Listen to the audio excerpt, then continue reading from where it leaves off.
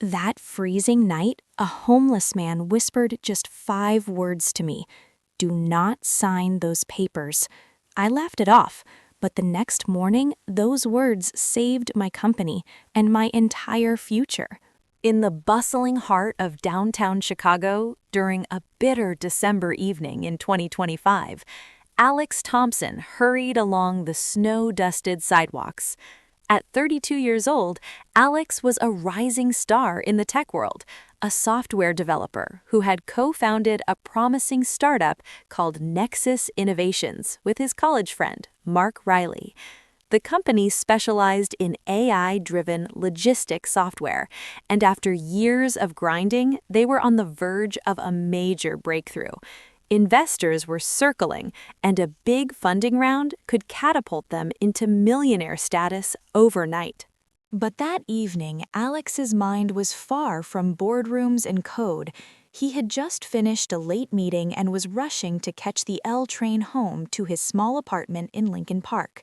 The wind whipped through the streets, carrying flurries of snow that stung his face. As he passed a dimly lit alley near the office district, he noticed an old man huddled against the wall of a closed coffee shop.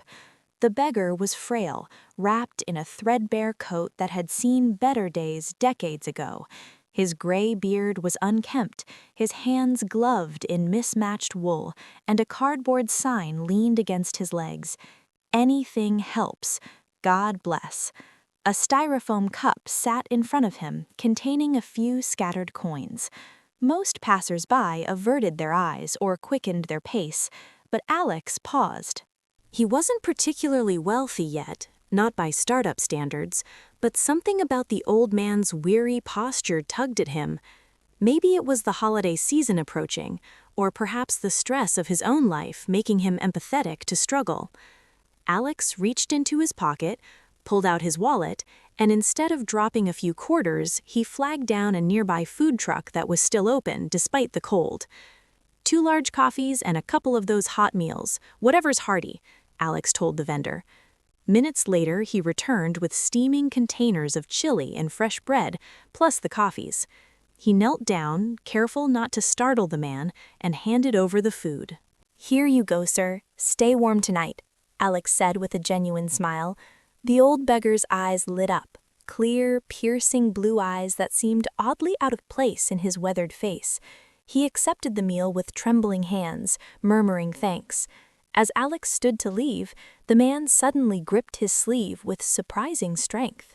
"Young man," he whispered, his voice raspy but intense, leaning close enough that Alex could smell the faint scent of coffee on his breath. "You shown kindness where others look away. Listen carefully.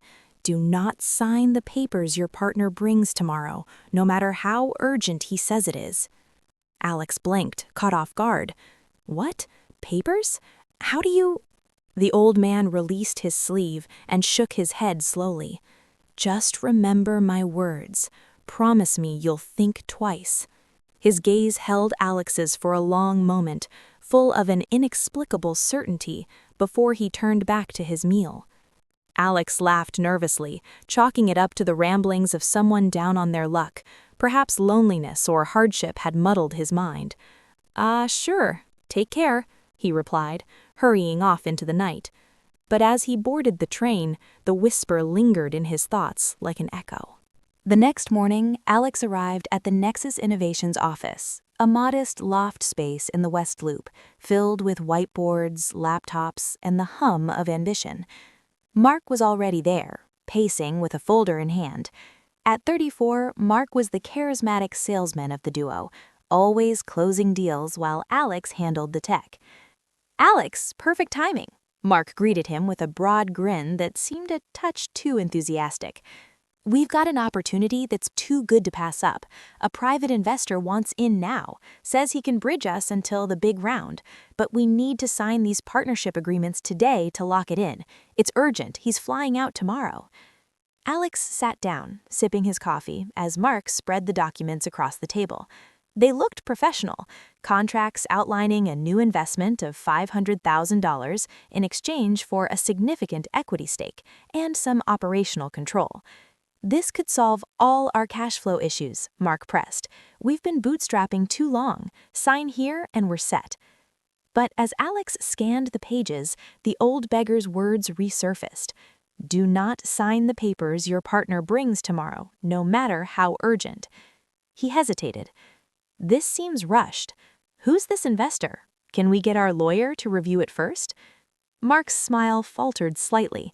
Come on, man. We've known each other since college. Trust me, this guy's legit. I vetted him. If we wait, the deal's off. Something felt off. Alex excused himself to grab more coffee and stepped into the hallway.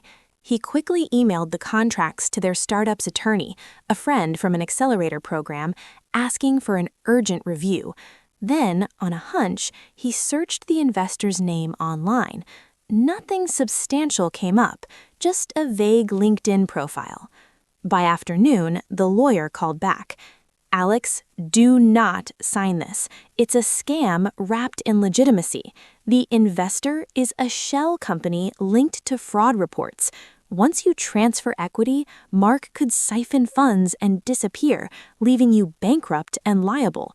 This has all the hallmarks of an exit scam. Alex's heart pounded. He confronted Mark, who at first denied it, then crumbled under the evidence. Turns out, Mark had racked up massive personal debts from bad investments and saw the startup as his way out. He planned to take the investment, fake money routed through accomplices, dilute Alex's shares, and flee. The police got involved quickly. Mark was arrested for attempted fraud, and Nexus Innovations survived.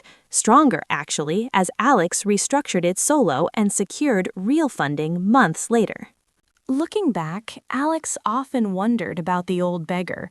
He returned to that alley several times, even asked around the shelters, but no one knew him. Had it been a coincidence, intuition, or something more mysterious, a guardian angel in disguise? Years later, as a successful CEO, Alex made it a point to help those in need, paying forward the kindness that saved him. He never forgot the whisper that changed everything. Moral: small acts of kindness can return as life-saving warnings, and sometimes intuition or mysterious guidance protects us from betrayal. Subscribe to our channel to see more such videos.